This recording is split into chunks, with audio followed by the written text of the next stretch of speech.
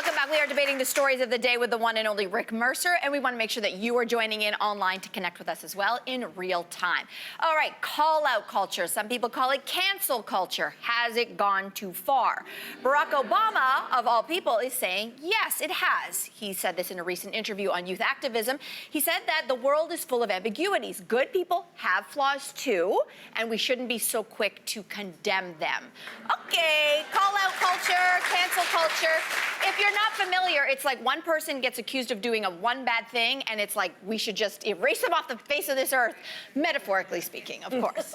Are we down for this, or do you agree with Barack Obama that we need to stop this? I agree 100%. Every issue always has multiple sides. Yeah. You know, there was an issue in Halifax. There was a debate over a bike lane that was happening in Halifax, and they were going to, if this bike lane went in, they were going to lose like 30 parking spots or something. And things were getting really heated. And a friend of mine weighed in, and he wanted to keep the parking spaces. And people were like, you're pro-car, you're anti-bike. Well, no, he's in a wheelchair. And if you give up 30 or 40 seats, 30 or 40 spots, you're also giving up 4 or 5 handicap spots. So he was saying, are you comfortable with making the city less accessible for people in wheelchairs who aren't allowed in the bike lanes? Right. See, your head starts to hurt. These become very complicated issues. But a lot of people, they didn't listen to anything he had to say. They just thought, oh, you're pro-car, you're anti-bike. No, he's in a wheelchair. Yeah. Goodness, it's a great example of exactly what seems to be going on. There are these two sides, and everything in the middle is murky. That's right. And the thing that I like so much about Barack Obama is that he always tries to find middle ground, and he operates from a place of empathy. Remember when Trayvon Martin was shot many years ago, and there was a huge racial divide in the United States of America. And what did Barack Obama say? This man with 2 daughters said, if I had a son, he'd look like Trayvon Martin. And I thought that was brilliant because he was appealing to parents. It wasn't about black or white. It was, this is what hurt feels like if you are a parent. This is what loss feels like. And it's really just about understanding the other side. It's the only way society grows, when you can actually listen to what someone is saying, even if you don't agree with them. But That's what he's saying. I love that so much. I love that, but Erin brings up an interesting point. She tweets, I think that if we had better access to actual justice, we would feel less desperate to enact our own. Cancel culture is sometimes the only justice we have available to us.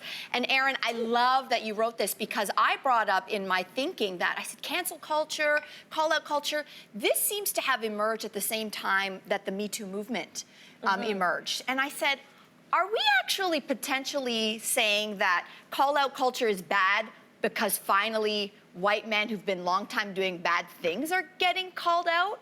Because if you want to talk about justice, and that someone like a Harvey Weinstein was able to operate with basic impunity for decades, and women upon women upon women were denied a voice, were denied justice, and if the only way you can take him down was to band together and call him out, I'm good with call-out culture. And furthermore, women, we have been getting canceled by society since the day that they were calling us witches and tying us up to stakes to burn us. We seem to not worry that women have been canceled for saying, that's an accusation of a false rape, and your life is wiped out. Like, we seem to worry because we're calling out who?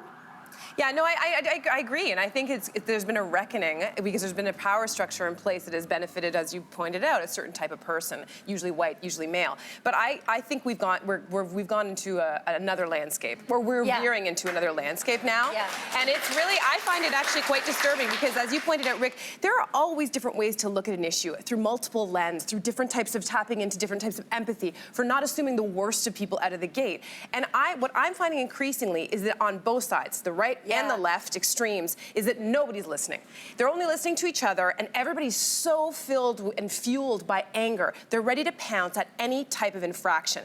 So then you're getting, like, we're already divided, and then you're getting splits within splits. Like, there was I'll just say, there was a topic this week that we want to talk about. It was in the news, and we talked about it during the meetings, and honestly, I was afraid to come on here and talk about it. I'm not even gonna get into what it was, but I felt like if I said the wrong thing, You'd be canceled. that I would be canceled. You would be canceled. And you would have been. And I would have been canceled. You would have been. And I feel Yep. like that is when you start feeling like you cannot say anything even when you're an ally in certain realms and you know your intentions, but you're afraid to speak. That's when we know cancel culture has gone too far. Yeah. That's when we know we've lost nuance. That's when we know that we're no longer having conversations. And the only way to start to understand each other better is by listening and hearing different opinions.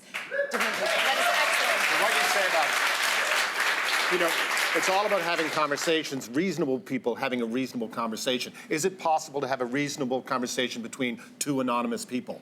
That's a good Because question. it's on Twitter. It's this, you know, hairy guy 79 on Twitter versus, you know, angry person 21. 21. And they're just going at it. Yeah, right. But who's even having the conversation? Yeah. Because you know what, Michelle, going back to the Obama, we'll end this with the other Obama, Michelle, she says it's hard to hate up close. It's interesting. Yeah.